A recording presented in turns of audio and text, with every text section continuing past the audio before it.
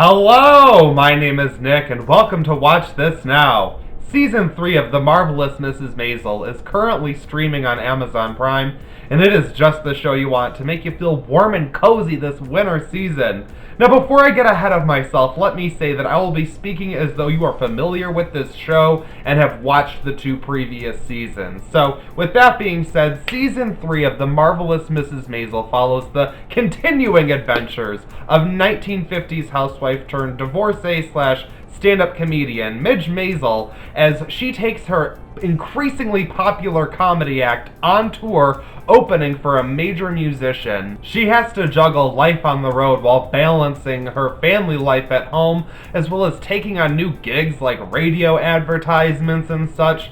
Rachel Brosnahan, oh my god, she is just so good in this role. I don't think anyone could embody this character the way that she does. She handles all of the serious, dramatic moments with ease while blending them into the quippy, fast-talking brand of this show, and she handles all of the stand-up sets she has to do really well. I just think she's perfect. I love her as an actress, and I think this role was like the glass slipper for her. It just fits perfectly, and I could watch this show forever as long as she is playing Midge Maisel.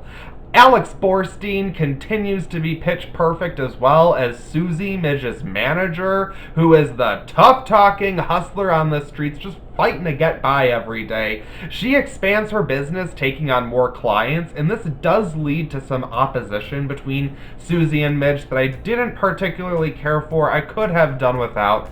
However, I did like seeing Susie more and exploring her character as this show expands. I like to see that she's kind of a self-destructive person. I didn't care for the subplot they gave to Tony Shalhoub's character Abe, Midge's father. He becomes involved with some politically motivated hippies. It doesn't go anywhere, and it didn't do anything for me. I did like the subplot they gave to Rose, Midge's mother, as she deals with family and has some financial woes, because one of the things that has bugged me about this show is just how conveniently rich this family is.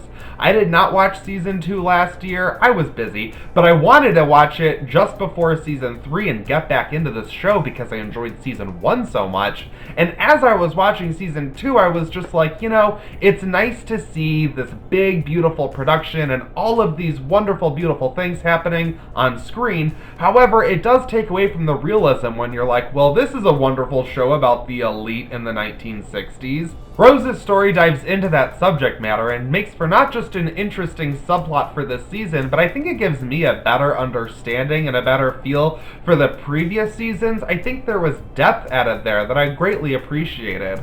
Also, Maren Henkel is just a delight. This is a show that is built on the characters and their interactions, which is entertaining and can be fine and dandy. However, often the story suffers for that. Episodes are singularly solid, however the overall arc can sometimes be weak. That was my biggest problem with Season 2, is that I felt like it took way too long to get into things, and then once the romance between Midge and Zachary Levi's character heated up, that show was on fire. Season 3 feels like it was already hearing my complaints before I had them, because this season is quick and faster than normal. It's only 8 episodes instead of 10. This is what I call a transition season, as there isn't so much of an overarching story for this season, but in an episodic nature, it is very strong because each episode you could just throw on at random and they're very entertaining and fun.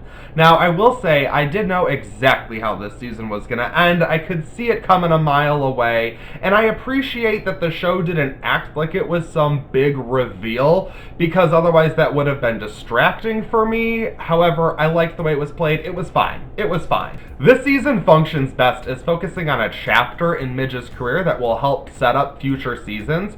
Now, the production design here is immaculate. I was so impressed with how many oneers they managed to pull off. All of these fast-talking, dialogue-heavy scenes, they captured the chemistry of these actors in these one-take shots that I really enjoyed. I think they're just phenomenally done. And when they're not doing that, there is great editing that hops back and forth between characters that captures the manic nature of these characters in such a good way. Again, this show's style and its brand is not completely for me. However, the way it's executed is undeniably entertaining. My only problems with this season come from the overall structural issues that I touched upon, as well as those weaker character arcs. But my biggest gripe comes from the will they won't they game they keep playing between Midge and Joel. I just think one of the foundations of the show is the fact that Midge is a divorced woman in now the 1960s, and by having her hop in and out of bed with her ex-husband and making us think as an audience like, oh, are they going to end up together in the end? Will they get back together? That to me completely undoes one of the most interesting aspects of this show. I think we should be focusing on Midge moving forward. I think there are some seeds planted that there could be a romantic interest in Lenny Bruce. I know that would be taking some liberties with a real person in a fictionalized show. However, I think that's what they should do. I'm shipping in my mind already.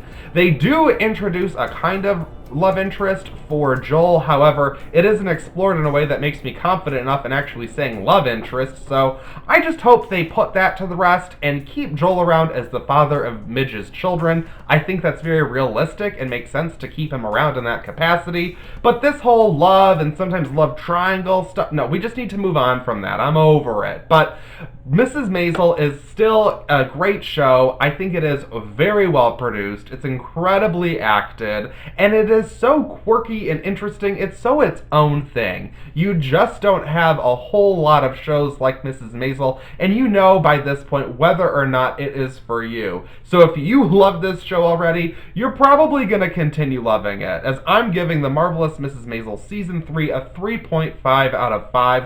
I think I've laid out my arguments as concisely as possible already at this point, so you get exactly how I feel. Thank you so much for watching this video. I greatly appreciate it. Like it, subscribe to my channel, and be on the lookout for all future reviews.